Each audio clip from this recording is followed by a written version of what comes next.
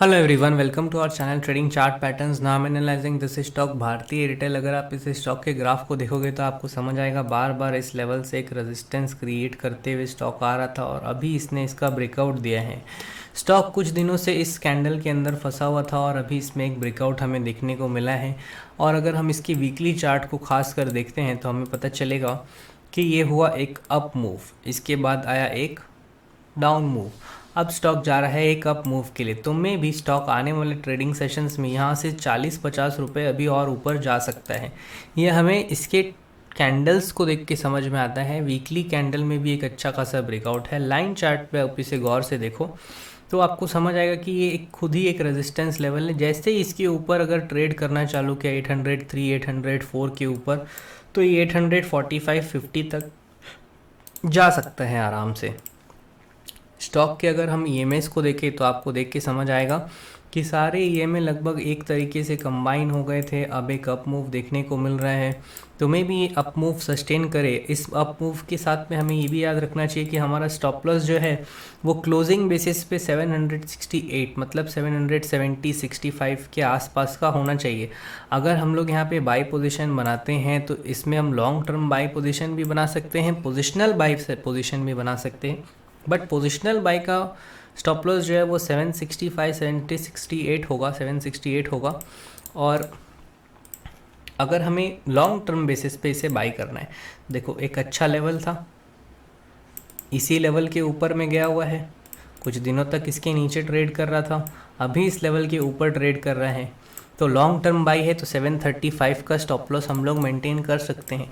या ज़्यादा से ज़्यादा अगर आपको पैनिक सिनेरियो लगता है तो आप 760 का 50 का स्टॉप लॉस मेंटेन कर लो, 20 रुपया और नीचे, और फिर आप लाइफ टाइम हाई 850-60, और फिर उसके बाद अपर लेवल पे भी ये स्टॉक जाने की तारीख और पूरी तबीयत से कोशिश करेगा।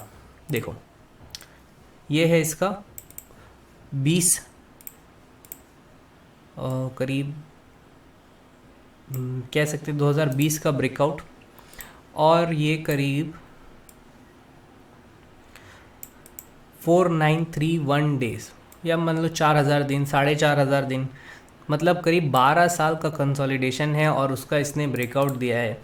तो ऑलमोस्ट यहाँ से 2-3 टाइम्स तो एटलीस्ट ये होने वाला है, मतलब 500 का 1500 तो ये स्टॉक होगा एटलीस्ट, और ज़्यादा भी हो सकता है।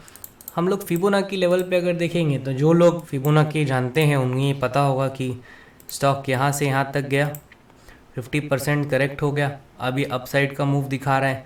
तो जब ये अपसाइड का मूव दिखाएगा तो कहाँ तक दिखाएगा, ज़रा गौर से देखिए। ये हुआ हमारा एक प्लॉट लेवल, अपसाइड 1004 है, तो एटलीस्ट 1004 के लिए जा रहा है ये स्टॉक। अगर आपने इसमें बाई पोजीशन नहीं बनाया तो मेरी ख्याल से आपको इसमें बाई पोजीशन ज़रूर बनाना चाहिए।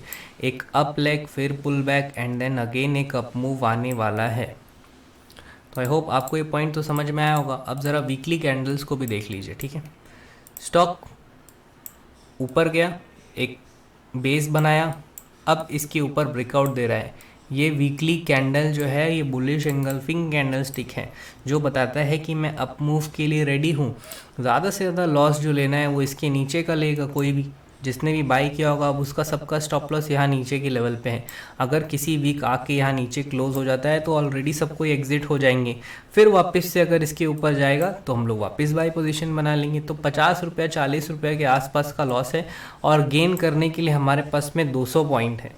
तो आई होप आपको यहाँ पे पोजीशन बनाने में आसानी होगी, थोड़ी क्लैरिटी दिखाई दी होगी। आप 40-50 वीडियो जो और इस चैनल पे अपलोड होंगे उसे आज देख लेना। Thank you for watching.